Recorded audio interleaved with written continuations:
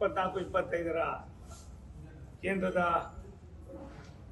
ಬಜೆಟ್ನ್ನು ಮಂಡನೆ ಮಾಡಿದಂಥ 7ನೇ ಬಾರಿಗೆ ಮಂಡನೆ ಮಾಡಿದಂಥ ಸಹೋದರಿ ಶ್ರೀಮತಿ ನಿರ್ಮಲಾ ಸೀತಾರಾಮನ್ ಅವರಿಗೆ ಕರ್ನಾಟಕದ ಮಹಾಜನತೆ ಪರವಾಗಿ, ರಾಷ್ಟ್ರದ ಜನತೆ ಪರವಾಗಿ ಅಭಿನಂದನೆ ಸಲ್ಲಿಸ್ತೀನಿ.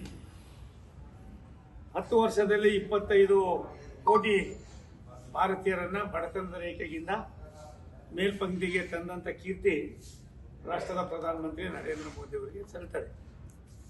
ಮಹಿಳೆಯರಿಗೆ, ಯುವಕರಿಗೆ, ದಲಿತ ಹಾಗೂ ಹಿಂದುಳಿದ ವರ್ಗದವರಿಗೆ ವಿಶೇಷ ಯೋಜನೆಯನ್ನು ಕೂಡಿರ್ತಕ್ಕಂಥ ಬಜೆಟ್ ಇದಾಗಿದೆ.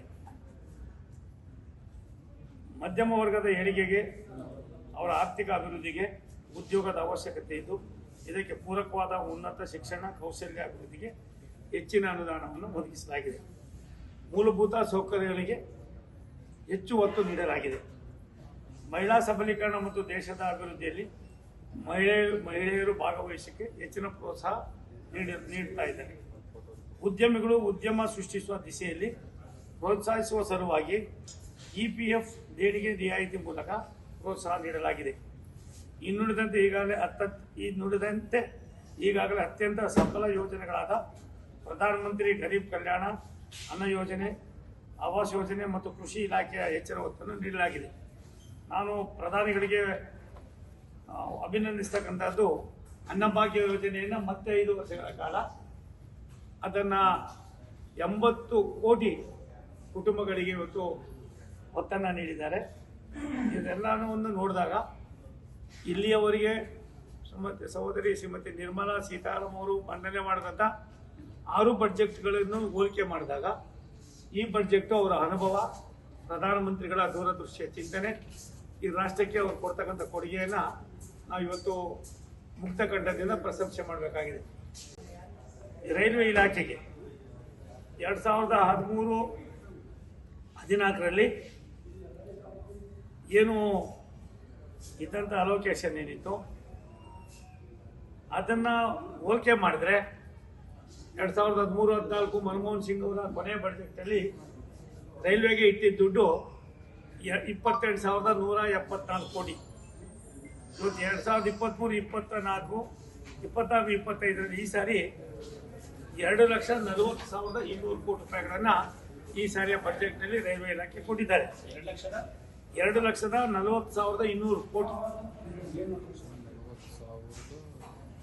24-25ಕ್ಕೆ 2,40,000, 2013-14ಕ್ಕೆ 2,40,200, ಈ ಸಾರಿಗೆ 2,65,200 ಕೋಟಿ ರೂಪಾಯಿಗಳನ್ನು ಈ ಸಾರಿ ಇಟ್ಟಿದ್ದಾರೆ.